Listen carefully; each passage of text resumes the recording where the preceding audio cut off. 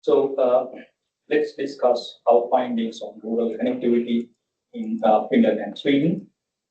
Um, I'm Sameera. Bandaranayake. I'm a doctoral researcher in the University of Oulu.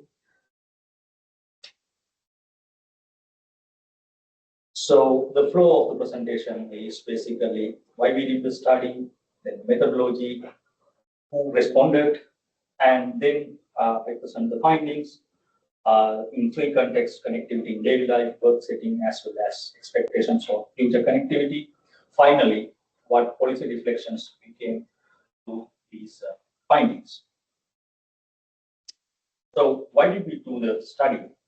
I mean, the EU Digital Decade program have demanding targets for connectivity to all.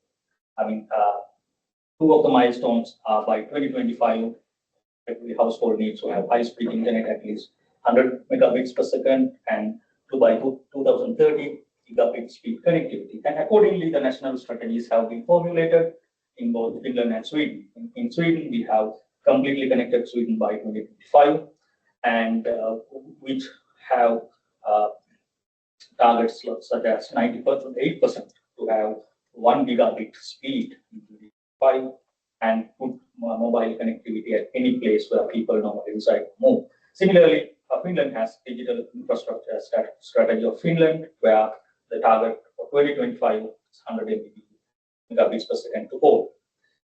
The thing is, are we there yet?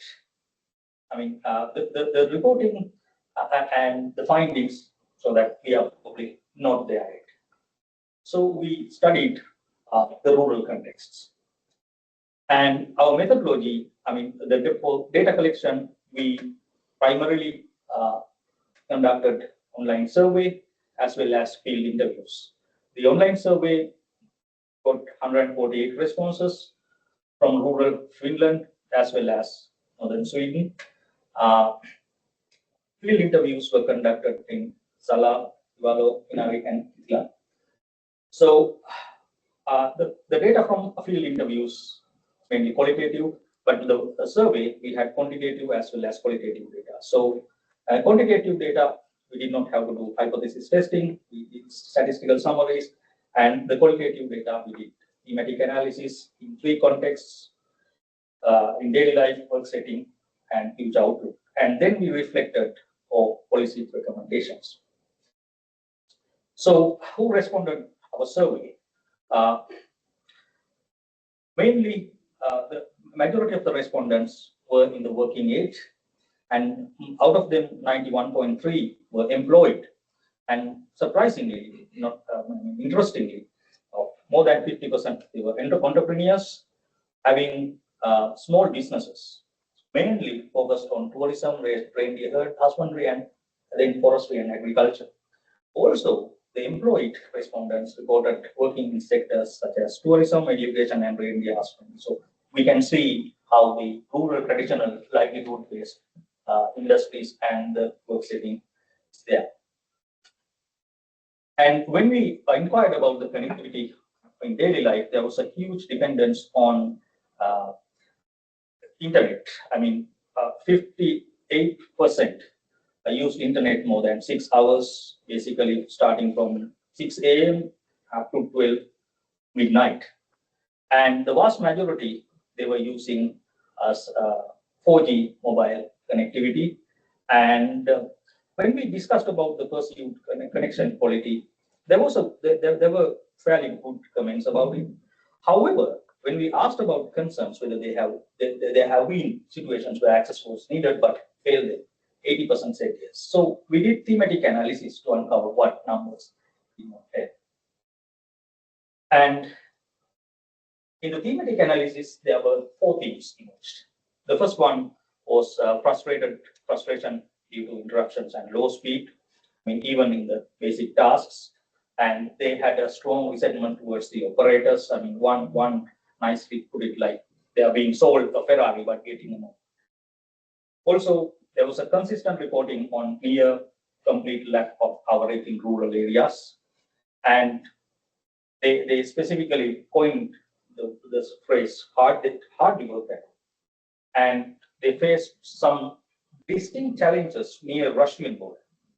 Uh, Also, the third thing that we came across is the poor connectivity affecting leisure activities. I mean, there were stories about compromising outdoor activities and young people feeling excluded from everyday digital entertainment, as well as people who prefer to work and even study in cottage areas but unable to do that. Then the fourth theme was health and safety risks. Uh, People telling stories about being stranded in remote areas in case of emergencies with no communication, and emergency response paramedics discussing about they cannot consult a doctor even if they attended because of communication connections are not good enough to get the data for consultation. Then let's look at connectivity in work settings. I mean, uh, both within the organizations and whenever the individual level, there is a strong dependence on the connected devices, mainly for large file transfers and access to information systems. And whenever we inquired about the industries that would benefit from better connectivity, the top three came across was healthcare, education, and tourism. Also, we basically inquired about the state of digitalization across different functions in these areas. So it was on a 5-point scale, 0 to 4, and strategic level seems to be positive and growing, having 54% in 3 and 4. And very strong presence of digitalization within business operations observed. This is the highest.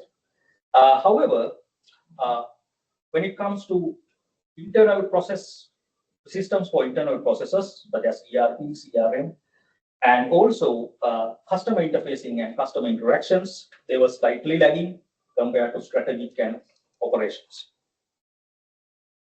And in the qualitative data, in the work setting, we discovered 4 themes. The first one is basically hampering remote work, mainly interruptions to online meetings, and people cannot access servers out of the office. And also, even there were stories about some people were using multiple subscriptions to stay connected with the office work. And also, they were talking about hindering how this affected customer service and their experience. I mean, payment failures and a simple connection, disconnection, or interrupt, basically creating a chain reaction of service failures to the customers as well as response delays. Also, the third key is reducing operational efficiency, basically stalling routine processes, and I mean workers who work in the rural outside of the office premises like forestry. They were mentioning about they had to travel off-site for access or upload the data.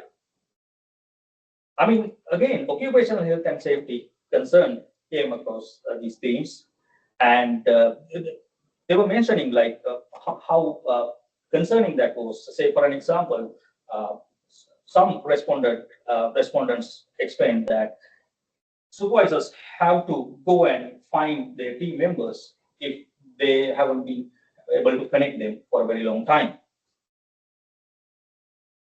Then we asked from them about their expectations on future connectivity. Again, 4 themes were prominent. They were basically talking about they need reliability and stability first. So it's basically they were not so much forward looking into 6G rather than they wanted to develop existing ones with that. Also, they wanted to bridge the coverage gaps for equity, especially throughout the country. And most of them were having very much interest in building more accessible, wider fiber networks. Finally, the fourth thing came across is the affordability and security, so that the networks are more affordable as well as secure. So there will be less crashes and other disruptions. Also, we discussed about how future technologies in context will work. And one aspect came across is they need more durable devices in Arctic conditions. So mainly it's about power, and there were some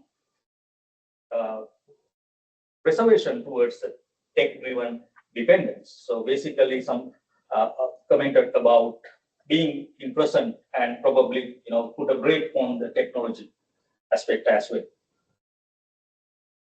So whenever we reflected these findings, we came across four main areas for policy recommendations. The first one is shared infrastructure and national roaming, where towers and radio networks can be shared, and probably responsibility areas given among operators, and that with enabling national roaming in those shared areas. Also, spectrum flexibility and rural coverage models, which will be helpful to enable micro operators, that might be local or community-based operators, so that they are flexible to use unutilized spectrum. Also, reverse auction subsidy model, which has been implemented in few countries as well. Then when it comes to measurements, we found out that most of the measurements are headline figures. Basically, they mask the real problems. So we were recommending for a quality of service as a measure. So also, the measurements are there, but we cannot compare because they are not standardized. Also, sometimes metadata are not available. So transparent reporting is important. And we found out, we have the final presentation, there will be a presentation about one key metric as the coverage connectivity index by Amirreza. And also we found out 4 candidate measures as location reliability, time of day capacity, session continuity, safety critical access, which will be more opening towards the mask problems. Finally, this is not only about the infrastructure technology, but also skills and user practices. They need to know how to use the technology optimum way to make best out of it. So it's best we have official channels with tested practical information, which are up to date, reliable, as well as accessible to general public. So saying that, I conclude my presentation, and thank you very much, Ethos Summit. So if you have any questions, I think we have time. Thank you, Sameera. Any short questions from the audience? You can raise your hand or just write in the chat or wait until the very end of this webinar and ask the question by that. So that means that I will introduce the next speaker, my colleague from LTU, Nurun. Thank you, Michael. Maybe I can turn off my video for our better connection. Is it okay? Hello? Yeah, we can hear you. Yes. Can I see your slides? Okay, I'm sharing.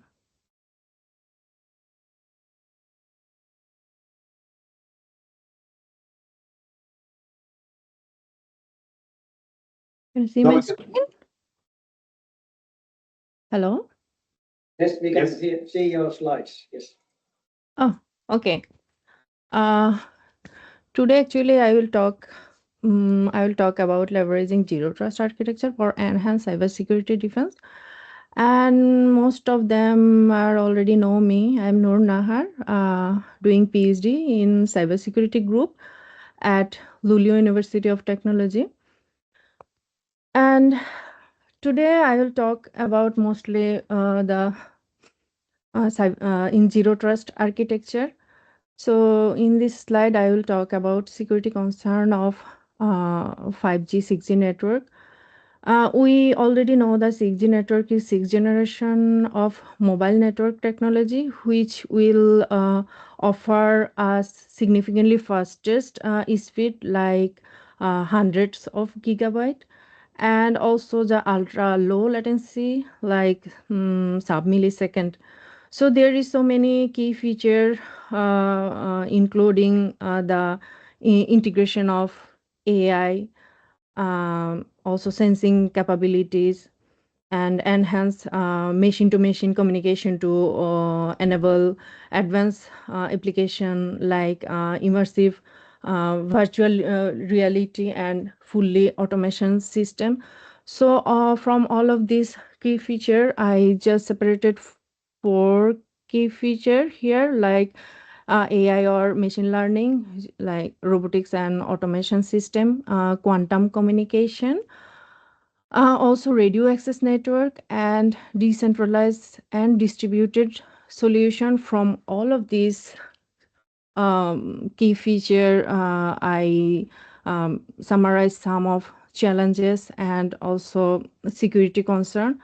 Challenges are like we can face vast scale complexity, also diverse network landscape, evolving network ecosystem, and autonomous communication.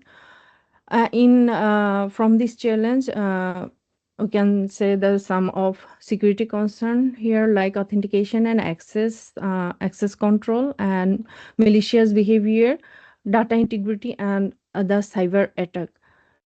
So why the zero trust architecture? So I can say the zero trust principle, like zero trust.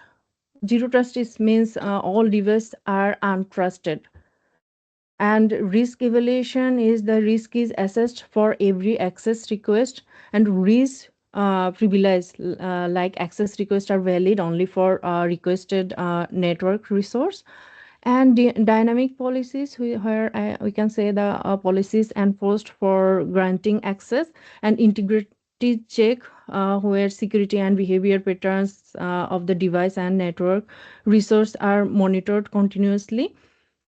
And now I can say the why zero trust architectures in traditional security, we can say the uh, sorry all access requests after initial authentication and authorization, and they can access the resource easily. But in zero trust, every access request will be the authenticated and authorized. But the JTA is a main solution to the address security requirement in network with the untrusted infrastructure. And secondly, I can say the core idea of zero trust model is to assume that no user or devices should be trusted even after initial authentication and authorization. So that means every access request is individually authorized and monitored during the whole access period. Also, trust evaluation and risk assessment are conducted for every access request. Like the assessment is carried out continuously, during the period of access and dynamically, which is based on actually situational conditions. But in the intelligent zero trust model, that takes the concept of zero trust further by incorporating advanced AI and machine learning technology to continuously monitoring and analysis the network behavior and user activities, and also device interaction, which allows the system to detect anomaly and unusual pattern. So now I will talk about zero trust core component. Actually, this is the main zero trust architecture logical component stack. So I will briefly talk about here. Like policy enforcement, we can say that we can separate the two parts: policy enforcement point and policy decision point. In policy enforcement point, we can say that this is actually the subject sends request to the access to enterprise resource, which is end up with the sending to the policy enforcement point. So mainly PEP act like a gate between subject and resource. So it will also responsible for monitoring the network traffic. Sorry. So here I can say the enable connection between subject and network resource for the PEP. But in the policy decision points, it will work like a grant access permission by using all internal and external information about security state of subject and network resource. And the use intelligent agent and portal like AI engine like IGP provides situational awareness, but on the other side, we can see in PDP side they use intelligent policy engine who make the decision based on dynamic and static policies. Here's some dynamic policies rules like continuously diagnostic and mitigate. Then the threat intelligence and active logs and security information and event management. But in the static rules, we can separate 4 static rules like data access policies, public key infrastructure, and identity management and industry compliance. So in JTA, we can divide 3 logical and physical plans. First, data plans, which is data communication between subject and network resource, and control panel, PEP, policy enforcement point, and policy decision point, which is communicate here for making decision and configure the connections system. And the metadata plan we can use for communicate with all data by AI engines, who is decide the main decision, is the access or deny. So here is the main logical component, like user wants access, send the access request to the resource, but policy enforcement point, this who take the middleman here, and it also responsible. I mean, this PEP act like a gate between subject and resource, and it's bypass the access request to the directly policy administration, who will decide that this request access or deny with some policy, with some rules like dynamic rules or static rules. And here is the challenges in zero trust architecture. First, I can say the continuous monitoring. Like implementing an intelligent zero trust can be complex due to the need for continuous monitoring, analysis of user behavior and device health and network condition, and scalability, which is the as organization grow and their network expand, and scaling and intelligent JTA can become more challenging here. And user interaction, implementing strict access control and continuous authentication can sometimes create friction for the user. Also, resource constraint, implementing an zero trust intelligent offer requires significant computational resource for data analysis and decision making. And regulatory compliance, where we can say regulatory requirement such as industry specific compliance standard, while implementing JTA can be so complex. And here is my research contribution.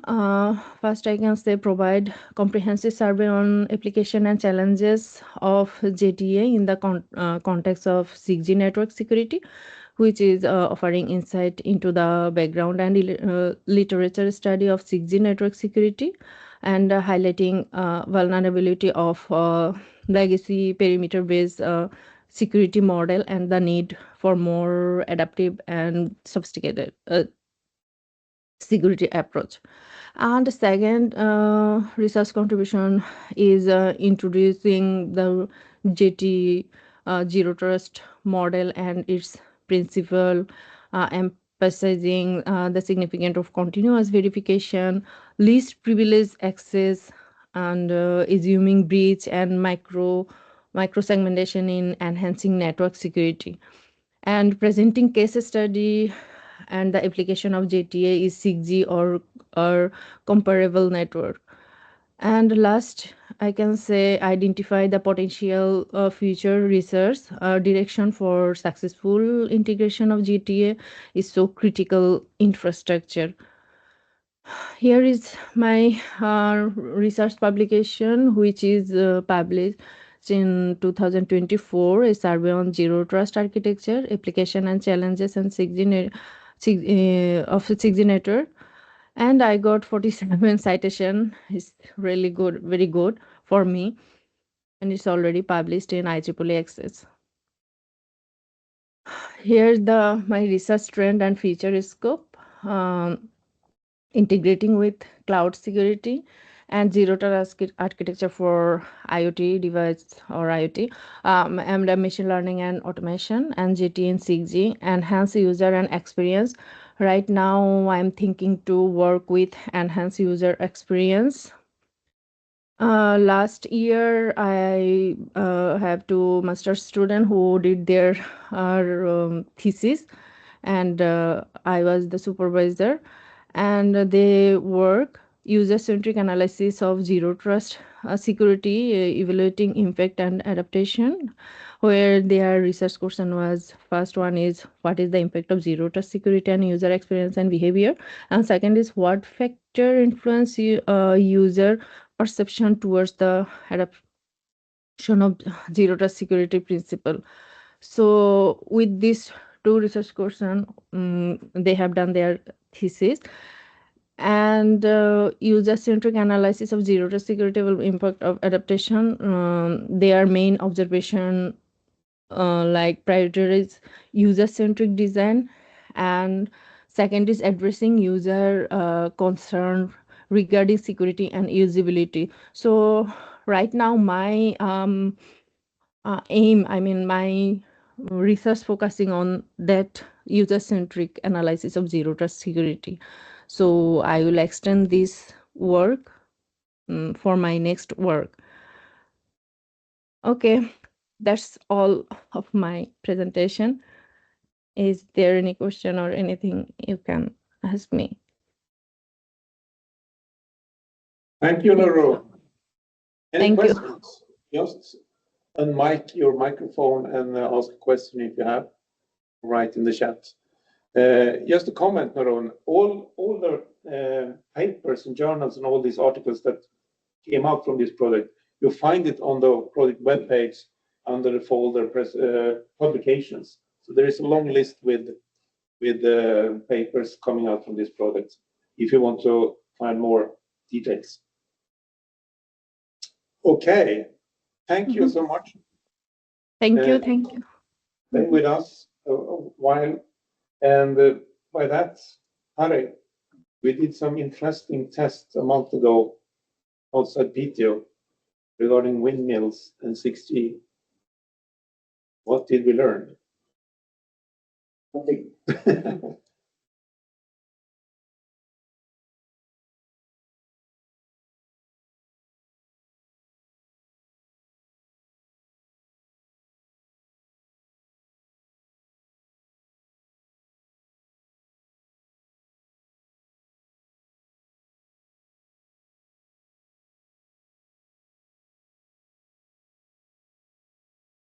Okay. Afternoon, everybody. I will show you some results what we got in windmill propagation test just a few weeks ago. But first, I will describe why we did these measurements.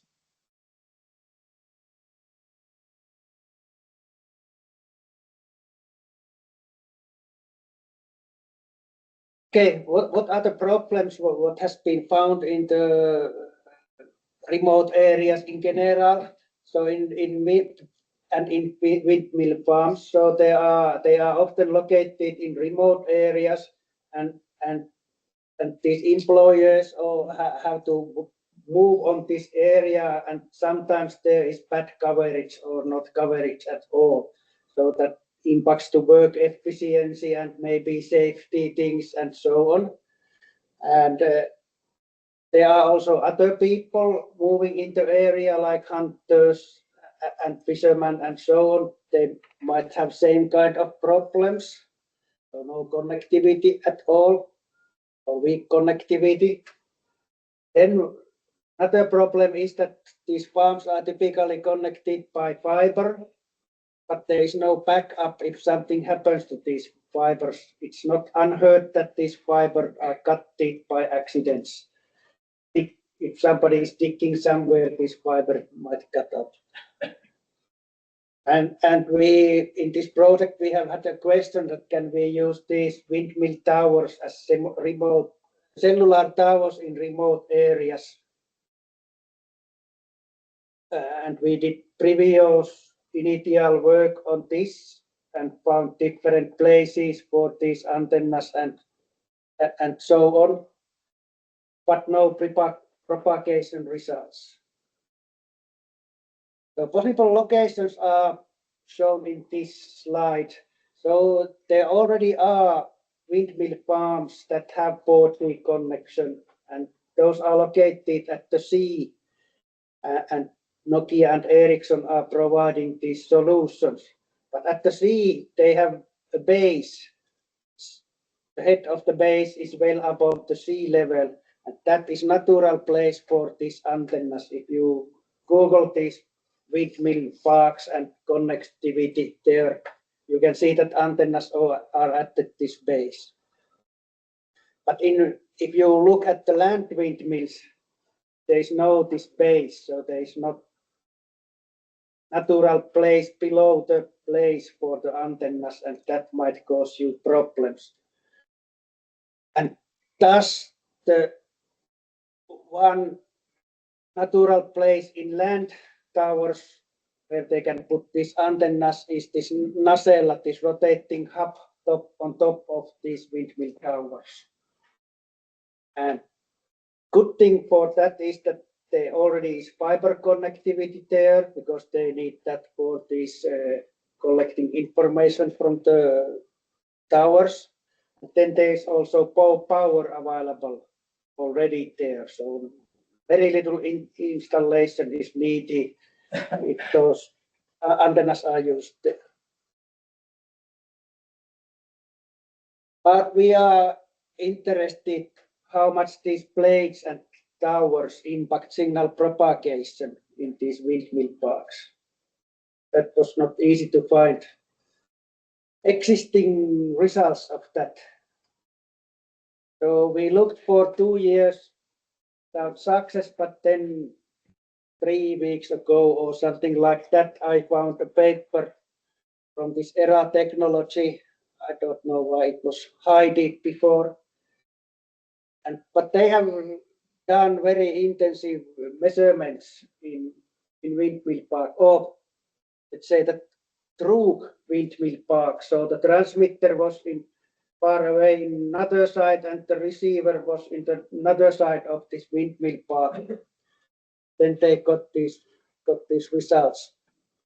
So they used a very wide frequency range, so multiple potential frequencies what we can now consider for use for cellular systems. And what they found is that single tower in the path goes you 3 dB fade at the UHF band and 2 dB at higher bands. So this diffraction helps there. If you are off path but still quite close, it's 1 dB fade in signal propagation. If your signal propagates through the whole park, in this case it was 17 mils in that park, it caused 10 to 15 dB fades, but not all the time, but 1% of the time. So let's say less than second in 1 minute is the fade length. And sometimes there could be even higher fades, but their time duration is even less. Okay, but our use case was that these windmill workers are maybe inside the park. What happens there, and then you have kind of close proximity problems. You are very close to tower and blades. What happens then? That is what we measured, and this is illustrated in this picture. So we have the measurement car, which was put in the other side of the windmill tower, and then we have drone, which was in the another side of the tower, and we were flying so that the drone was visible to car and not visible, so it was behind the tower. And another place was that we put it in the circle of blades, this drone, so that every time it rotates, it is between you, drone, and the car.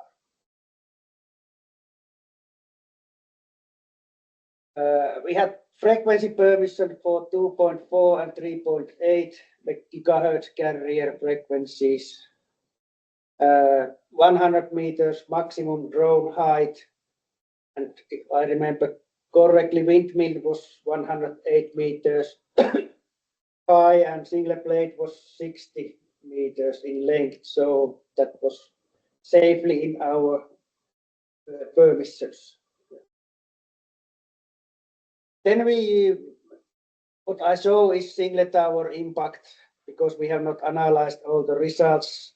So we use the sinusoidal carrier in a drone, and we fly few tens of meters behind the tower, and then this car was either 20 meters away from the tower or 180 meters away from the tower, so two different distances.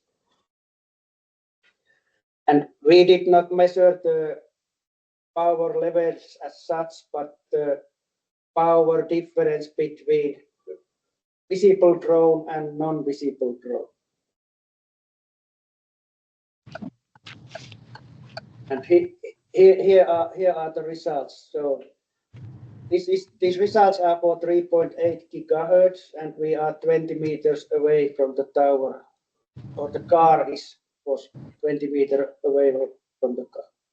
And you can see the signal curve here. So this about this 75 dB level is when we see the drone, and this less than 100 dB is when the drone is behind the tower. So there is something like 20 to 30 dB attenuation if you have this non-line of sight case. And that is quite a lot, significant impact to range. I think that way.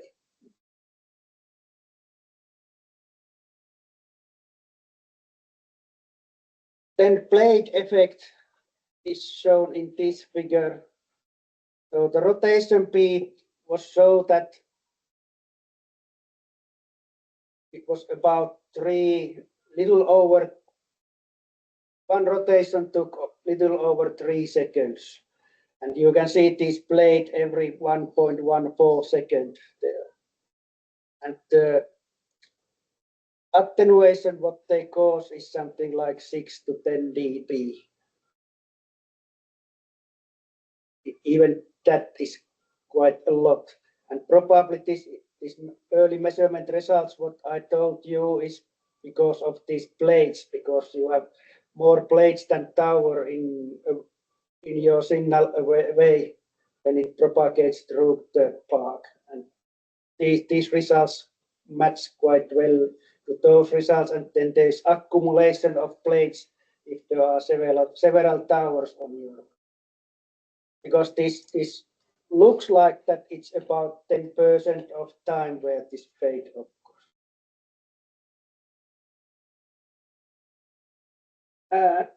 So these are the initial results. We will analyze all the results what we have, and the aim is to publish them somewhere, probably EU CNC next summer. So look at those publications then.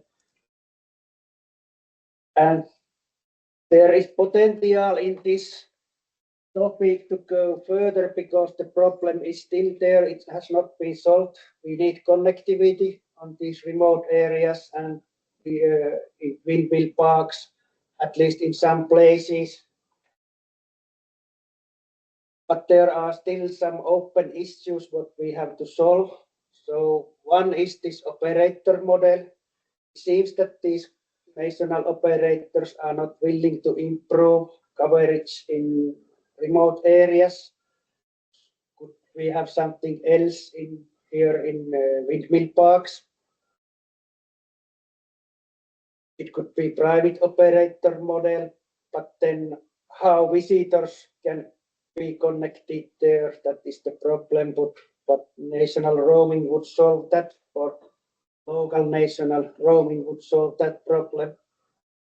So there's regulation problems to be solved. And this nacelle is rotating 3 rounds, and that causes problems for your cell planning and also the cables in base station if it's up there. So how to prevent these cells to rotate, or should we have, or if it rotates, how to manage the interference if the frequency is radiating into different directions? That is interesting problem. Then initial cell planning and coverage estimation for some example places would be interesting, how far you can reach based on these measurement results. Then there are these maintenance problems. So if you have high radiation power up there, can the maintenance guys go there without stopping the radiation? That is open problem. Because if it's not 24/7, then there might be problems with the 112 calls. That is always a problem. And I like to thank all my colleagues who did these measurements, and Michael Neeson for these frequency permission and flying permissions, and also the park operator, Jens Perens from Luleå, Scandinavia. Thank you. That ends my presentation. Thank you, Harri. I was part of this test. It was really a nice experience to see this in real life, so to say. And the question that I have at least is, you said, okay, we need to understand if this can affect the maintenance personnel at the windmills, if we put a antenna on there. But could we expect something else? You know, there are also electronics in the windmill itself. I don't know what could happen, but maybe that is also some aspect we need to understand if this works. And also, you mentioned the license here. The Posten Telestyrelsen, who is the agency or authority who's hand out this kind of licenses, it was a very smooth process. I was surprised, actually. So thanks to them. There's one question from Yes. Please open up the mic. Hello.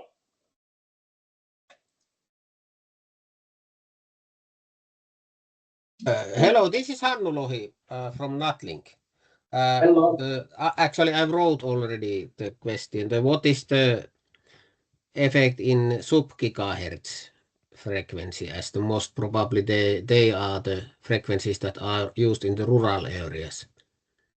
And actually, if you want to do the study, so then you can use the LoRa. So basically, that is.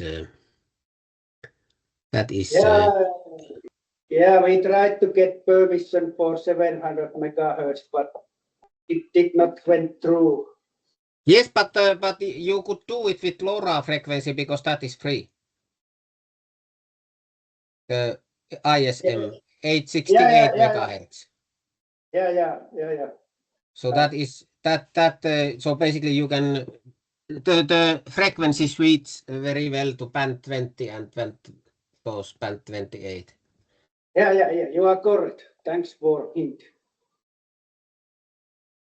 There's a question by Ryan. what is the maximum range achieved for reliable communication? Maybe programs with different frequencies, like 3G. Yeah, we did not analyze these maximum potential propagation distances. That is still work to be done. But you can see that even if one windmill is causing you 10 to 20 dB attenuation, then range is much less than free space propagation. Very good. Would you like to add? Yeah, basically, the rotation problem, what about the use of gyros of stabilizers? When we mount the station. You mean the rotation? Yeah. The problem is not the stability, but the cells are turning with the nacelle if you are not counteracting. That causes interference because the direction of radiation is changing. So basically it causes interference, and if the user is static, he or she has to do the handover. What we also learned during the test is that the tower in this case was 108 meters high.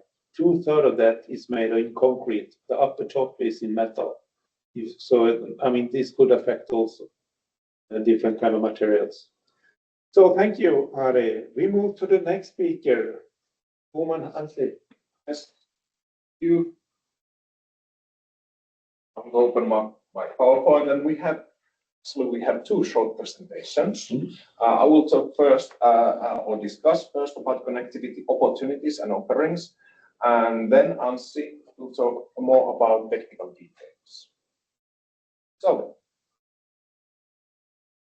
first of all, why do we use satellite connectivity? As we have now been talking about 6G and if mobile 5G works, well, we cannot have the connected infrastructure in a physical format everywhere.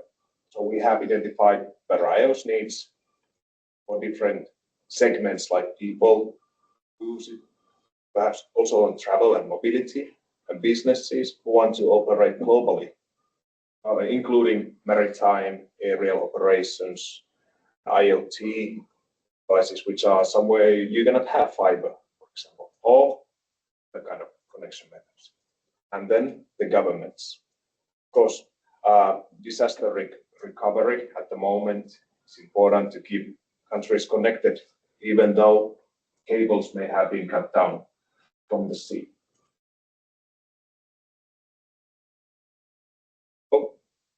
And then, of course, there are different types of satellite orbits connections, and we have focused on low Earth orbit satellites, which are typically used for sharing internet connections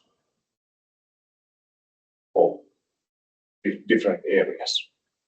And they're mainly in an altitude below 2,000 kilometers. And the main benefit here is because they are close, latency is low, and which enables better two-way connections.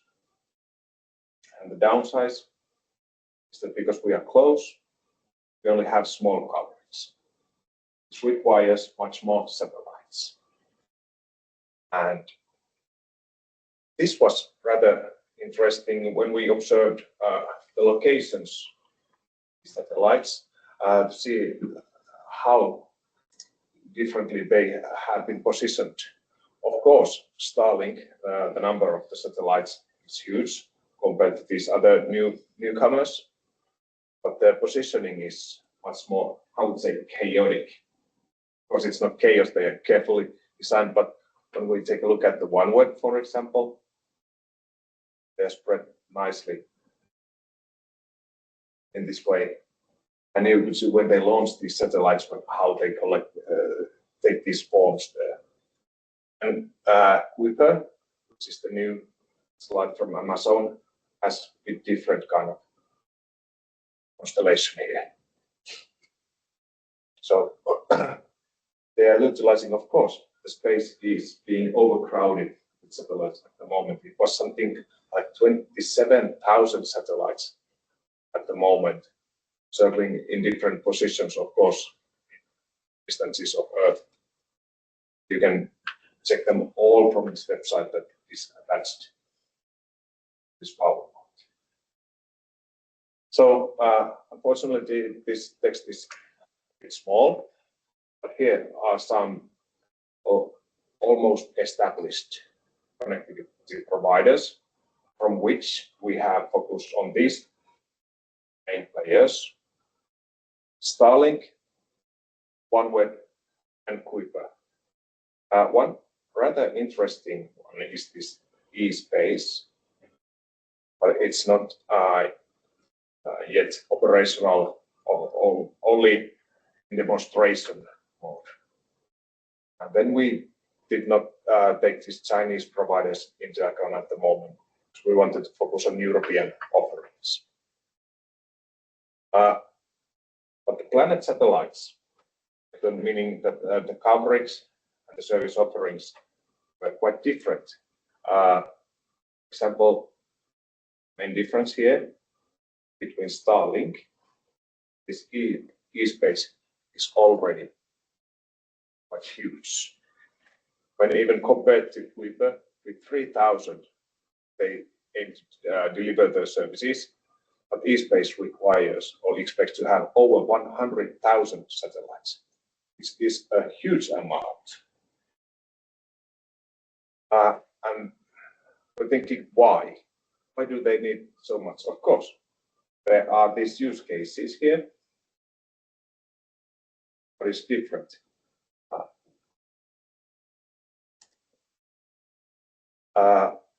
eSpace is also offering deep risk cleanup. So they are trying to also clean up the space. And they are aiming for also offer services for IoT devices, which can be then everywhere across the globe, not only in specific locations. And it's not here yet, but eSpace is going to offer as a service their own constellations. Whereas Starlink is consumer focused mobiles and some enterprises. But already from this picture, it's clear that they have different kind of business models and strategies how to operate. So they have offerings for consumers, or normal people, businesses, and governments. And what we can now see is Starlink is focusing mainly on consumers, and the OneWeb is focusing on businesses. We have a short price example, and then so it will make that clear. And then the Kuiper, which is from Amazon, and eSpace, they do not clearly define yet, and they still have their own value propositions for all these segments.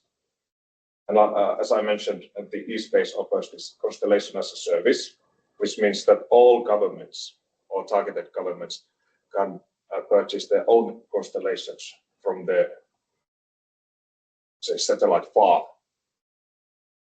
But they also give connections for animals and objects, which then also signals toward approach toward consumers. And this is rapidly developing industry.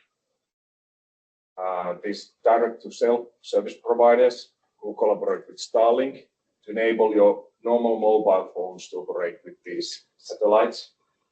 In May, they had only one partner, but now they have 9 service providers in different countries. So we may expect this offering to spread quite fast. And also, a new offering is free flight for aeroplanes that the passengers can use uninterrupted high bandwidth connections throughout their travels, so they can have their meetings in the planes. For example, if you fly long distances, you can be working efficiently during that time. Then we attempted to compare pricing models, which we found very difficult because all providers have their individual and distinct pricing models. And also one provider might have different products that influence the pricing model. This one web, for example, had different connectivity kits, which you use to connect to these their services. And based on the hardware device that you buy, the price of monthly data service is going up or down. Then there was also, I'm not sure if there were the identity or what about this company for whom they offer their services, because they use different labels. The Starlink was this consumer approach, residential and roaming, where one web used very business language talking about stationary mobility services. Sometimes all the data required for comparison was not available. And the prices change also, even monthly basis. You don't know how much it will cost. One way was to find out one similar offering from these two service providers. And from here, guess what the different pricing. So it's quite clear who offers the consumers and who offers for the businesses. So basically the same 50 megabyte connection speed with unlimited data. So if you want to find out how much satellite connection for your needs would cost, you must have very specific details about what you are going to do with satellite connection. It's not meaningful just to compare prices. And what we can expect from the future, there will be new actors, Think Global and Lightspeed, entering the markets in 2 years.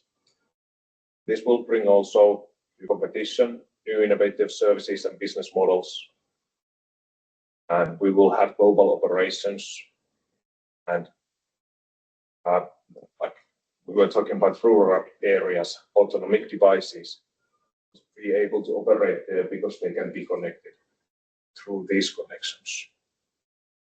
And the challenges, of course, there was already discussion about zero trust. Cybersecurity is one big concern here. And then there is this latency. We are not online all the time. Then how can we connect polar areas? The satellites are a bit difficult there. Then we need more players to this sandbox. And this sustainability. Anssi will tell you how much ash these will provide when they fall down. And what do we do when all the space is filled with satellites? There are 27,000 now, 10 years, 2,000, 200,000. That was my section. Thank you. Anssi. Thank you, Tuomo. Very good presentation. My name is Anssi, Ylinampa, and I have a small information package. Your satellite.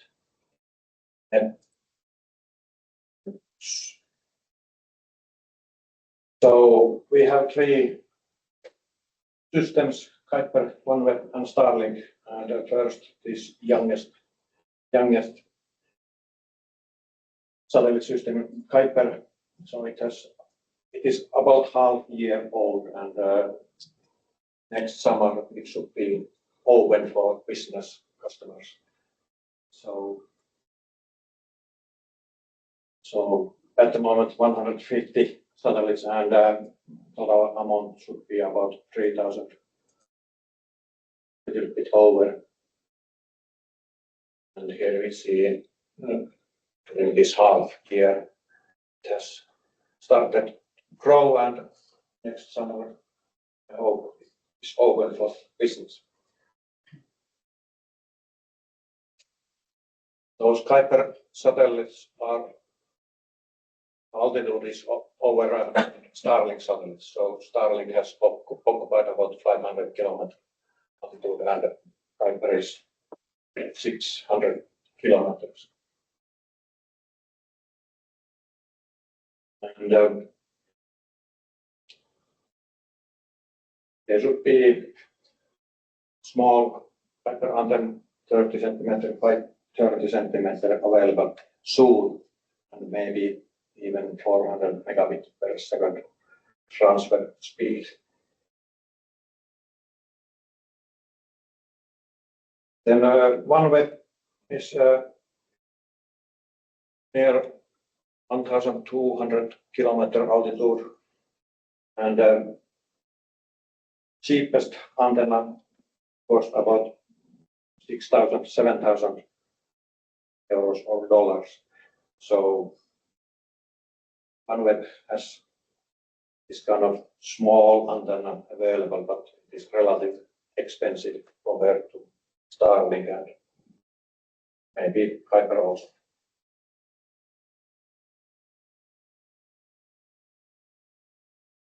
Here we see this cheapest OneWeb antenna and a router for that system.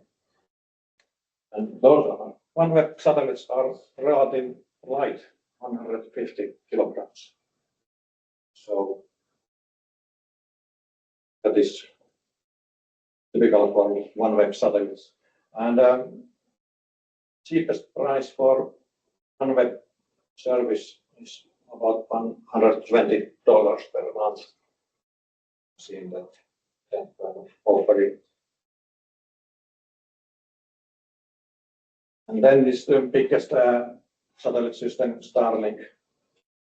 There are near 9,000 satellites now in space, and total amount would be 12,000 Starlink satellites. And they are heavier and heavier. So these new Starlink satellites with version 2 mini, they weigh about 750 kilograms. So they are using year after year heavier satellites. And then this sustainability. OneWeb satellite, two satellites have burned down, and also two Kuiper satellites have burned down at the moment. But Starlink have a slightly different system. So there are over 1,200 satellites burned down to ashes. So lifespan is about 5 years. See that some Starlink satellites lifespan. So youngest is about 2 or 3 years for space, and after that burned down to ashes. So Starlink produces rather high amount of dust, maybe about 600 tons.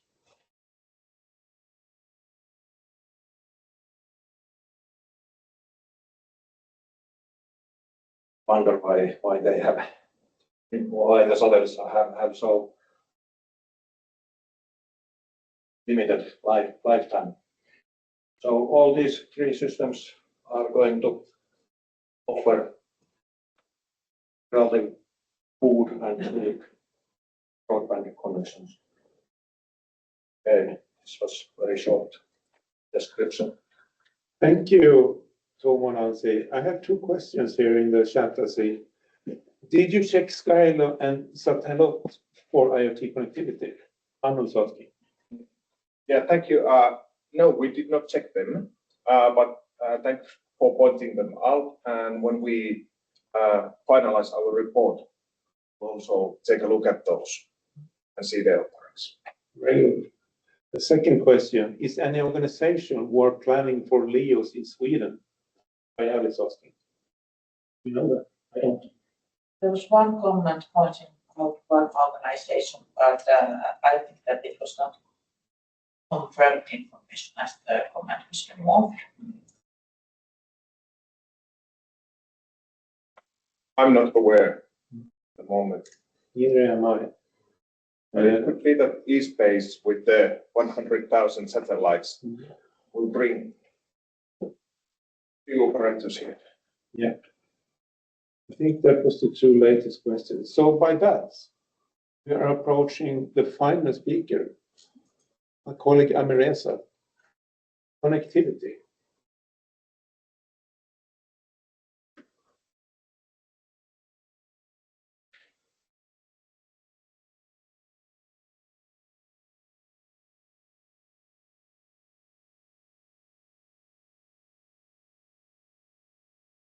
Good afternoon, everybody. I'm Amirreza. I'm a PhD student from Signal Processing Group at Luleå University.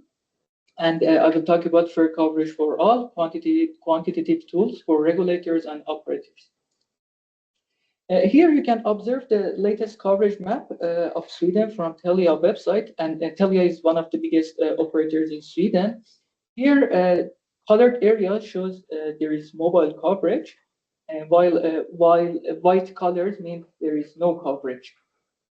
Although most of the Sweden had been covered by these operators, for instance, there are still some part of northern in Sweden has no coverage. That means people who are not necessarily living there, they might be crossing there, working there, has no access to internet. That means there is a divide between people or regions who has internet against who has not. There is two method of measurement for coverage. One of them is aerial coverage ratio, which is simply is a geographic ratio of coverage. And this one has no information, cannot provide any information regarding the fairness of the coverage. The second one is the population coverage percentage, which shows that actually it considers people as a stationary object at their home, and then measures what percentage of a population have access to cellular coverage. That means high percentage of population coverage can be achieved by just connecting a few major cities in a country. And although expanding coverage is really good, but it's not like that coverage expansion can always result more fairness. Actually, if coverage expanded in more urban area, fairness decreased. And then in order to measure this inequality, what we propose is a novel cellular coverage inequality index, which measured the correlation between rurality and coverage and show how fair the coverage distributed. In order to measure that, at first, I will show how a rurality map can be created, and then with the help of definition of the coverage map in the third steps, I will show how cellular coverage inequality index can be measured.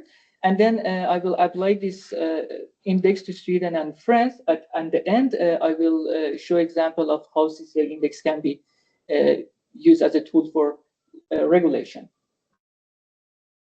A rurality map can be created based on the average minimum distance to the center of a city. For example, if it wants to measure have a rurality map for this fictional country, what we do is, at first we collect all the demographic information of this fictional country, and then we classify these cities and villages in this fictional country with the three population sets, greater or equal than 50, 500, and 5,000. And suppose we want to measure rurality for this point X. What we do is we measure the nearest distance from X to each one of these population sizes. That means nearest distance to center of 50 people, more than 500, and more than 5,000. And then a rurality map can be created by averaging this shortest distance over all these population sets. And after repeating this process for every point in this fictional country, a rurality map can be created. Here we can observe a heat map from distance from of each of point these population sizes, and by averaging them, here we can have the rurality map, and dark color indicates less rurality, and as the color tends to be lighter, rurality also increases. Now let's move to coverage map. Typically, operators and regulators define coverage map on a binary status. That means, for example, if we want to know that if this point X is covered, if X can receive, for example, at least 30 megabits per second, it's online, otherwise it's offline. There are other criteria like network generation availability, is this 4G, 5G, or latency, or sensitivity at the receiver, and they can be combination of as well. Now, now that we have coverage map and rurality map, in order to measure this correlation and inequality, we can utilize a concentration index. Actually, the concentration index is a tool that measures inequality. In here, this concentration index is this area U enclosed between the line of equality and this concentration curve, which is or CCI index here. As this concentration curve getting closer to this line of equality, that means we have a more fair distribution. And as the this concentration curve move further away from line of equality, that means also inequality increase. Now let's apply this index to Sweden and France. In Sweden, we have 5 population sizes with a minimum of 200 people, and you can observe this heat map for the minimum distances. And after averaging them, here is the rurality map for Sweden. You can and here dark blue shows that there is less rurality, and as the color turns lighter, rurality increases. That means in southern part of Sweden we have less rurality compared to north, and in northern part, as we move further away from coastal line, rurality increases, and we have extreme rurality in northern and northwest part of Sweden. And here we have a cellular coverage map of Sweden from 2013 to 2020. This is an aggregated map from all the operators in Sweden, and it's for 10 megabit per second. You can see that back in 2013, most part of the Sweden in southern part has been covered well with yellow color, while dark blue and the lack of coverage is still dominant in northern part of Sweden. And in 2015, these gaps in southern part starts to fill, and in north part of Sweden, also roads and villages and cities around them start to getting covered. And also coverage expanded by the years, and at the end of the 2020, most part of the southern part of Sweden had been covered, and there are good coverage in the north, but there is still many parts of Sweden in the north and north and west part of Sweden has no coverage. And now we have coverage map for 30 megabit per second from 2013 to 2020. Back in 2013, it was the beginning of the deployment of 30 megabit per second. That means only major cities like Stockholm, Gothenburg, and Malmö, and around this urban area had been covered. And as the years goes by, actually more cities get coverage. But this 30 megabit per second have not grown by the roads since it was the beginning. So most of the coverage was focusing on where actually people live. And at the end of the 2020, we can see that coverage expanded very well around these big urban areas like Stockholm and most of the coastal line, and there are sparse coverage in northern part of Sweden as well. And we also measured the rurality for France as well with similar population sizes. And here we have a rurality map for France. Rurality map in France have a direct relation with elevation, And the extreme rurality in France, with light color, is actually where mountain ranges are, like Massif Central and Alps in east. And here you can observe a cellular coverage map for France from 2019 to 2025, and this is also aggregation map from all main four operators in France for 4G generation. We can see that back in 2019, around more than 90% of France had been covered, except those parts that have a higher rurality compared to other parts.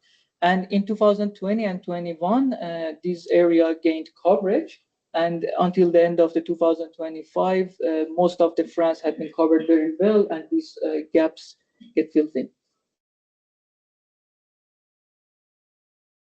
And here on the x-axis, we have aerial coverage ratio. And on the vertical axis, we have CCI index from 1 to 0. 1 means extreme inequality, while 0 means full equality. It shows that in 2013, for 10 megabit per second, Sweden has around 45% of the aerial coverage. And as we observed that since the coverage expanded in northern part of the Sweden, as there are higher rurality there, so in fairness start to increase until 2017, which coverage expanded around these rural areas, not in new place, which has a more rurality compared to those places. So fairness decreased. And for 30 megabit per second in 2013, only 2 or 3% of the Sweden had been covered, and the coverage expanded in a fair mode. And at the end of the 2020, around 21% of the Sweden has been covered. In here, the desired direction actually is that the coverage expanded, and at the same time, actually, we want that the fairness also increase. That means we want the equal distribution. We also measure this for France as well. Let's zoom in. We can observe back in 2019, maybe around 23% of the France had been covered very well. And since for 2 years, rural areas in France had been covered, so fairness increased. But after that, since it was just filling these gaps, fairness decreased again. And actually, these curves and these plots can be a tool for regulators to monitor how operators actually expanded coverage, and they can use it for future planning and deployment. And now, for example, let's have a scenario that regulator and, for example, PTS in Sweden says that operators should have a certain fairness, or they should, for example, in 2020 increase fairness. What we can here have is that this map is a Sweden coverage map for 30 megabit per second in 2013. This map actually extracted from CCI index. It shows that these yellow colors are areas that already had been covered. If operators want to increase fairness, they should install base station in these red areas. And if they want to, how should I say, decrease coverage, decrease fairness, they should install base station in black areas. And it can be a great trade-off between these black areas and red areas to have and achieve a certain amount of fairness. So in conclusion, I introduced a rurality map based on distances. Then I defined how a coverage map is created. Then with the help of these two maps, I proposed a CCI index to measure inequality. And then I measured CCI index for Sweden and France. And lastly, I show how CCI index can be used for regulation. Thank you. Thank you so much, Amirreza. Just a question. Now you have looked at Sweden and France in this case. Is it easy to find data? I mean, are we comparing apples and apples all over Europe or the world, or is it, you measure in different ways, or how do you do it to be able to get a comparable picture? Unfortunately, there are not a standard coverage map, or not. There's not a standard in European countries for have a common coverage map. Different countries have different standards. Many countries don't want to share their data, while few countries want to share, and it's really difficult. And the problem is you cannot really compare countries because the data is not similar. Yeah, I guess so. That's why I asked. Yeah. But no. Any other questions? Please, Hannu Lohi. Okay. Very nice presentation, and I hope these will come as the regulation tools. But as we heard, so it is difficult to learn if the measurements are same, and if this is not based on the measurements, so then it might not tell the correct, because based on my experience, the France is not better than Sweden, and in the rural areas. And example in Finland, if you compare the coverage maps of different operators, so I would say that Telia seems to be quite realistic, but then others, they show the almost whole country green, but that is not the fact. Yeah. Thank you. Any more questions? Right. Coming to an end, overall for the whole webinar, have any questions matured during the presentations? We have had a quite high speed also for you to digest and maybe find out a question that we haven't covered. On the table here. If not, I can just sum it up and say again that this Arctic 6G project, we are now coming to an end. We are, as you see, summing up and putting it all together in reports and papers and so on. There is actually a project called Arctic 5G that ended some years ago, that where we continue the work. We have the rural aspect even there. And now we are coming to this end. We will see what happens in the future. There is still challenges to be solved, I guess. And we are now moving into the 6G area for real, but even, not more on the research state, yes. And let's say in 2030, maybe there is a 6G network for all of us there.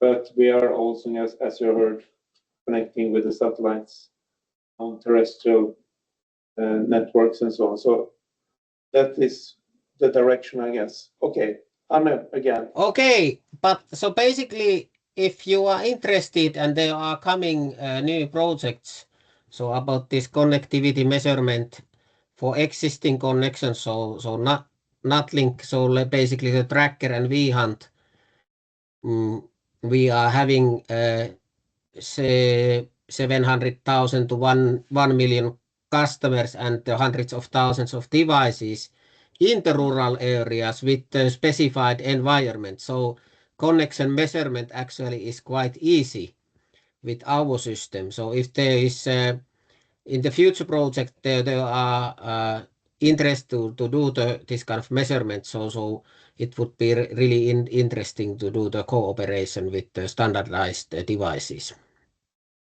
Good input, and thank you, Hannu. If I may, I think that Hannu was talking about trackers. Yes. Yeah, with the dog collars, you mean? Yes. Yeah, because I was thinking about the connection between windmills and our hunting dogs who wear those. Of course.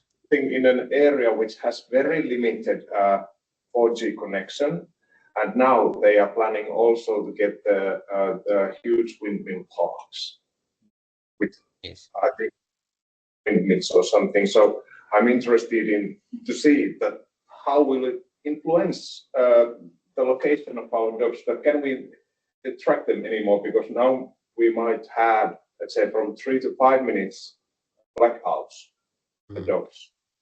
Windmills might increase that even more. And unless they don't have those base stations in them. Yeah. Yes, but so basically this was really interesting presentations. But this is our core, what our customers are facing in their lives. Yes. Good input again. And my own experience from participating in the test, we were outside Piteå in an area called Markbygden, which totally is the biggest windmill farm in Sweden, more than 1,000 windmills. Okay. And a part of that was Dragaliden, where they offered opportunity to come there and measure and do the testing, because they saw a win-win situation, kind of improving the communication within the park, but also if we can use already existing masts or towers for increasing the rural coverage, why not? But we feel we need to do some more piloting experiments to see are we on the right track, and is there a business model, of course. Okay, I wrote also my contact information in case you want to contact in the future project. Okay, and thank you if we have project plans. Yes. Yes. So by that, we are exactly on time. I would like to say thank you from the team here in Oulu to the audience and participants. Thank you, speakers online and here in the room. This was the final event, so to say, but hopefully you will hear from us soon regarding results and so on. So thank you again. Thank you. Yes, bye. Thank you, bye. Bye-bye. Thank you all of you.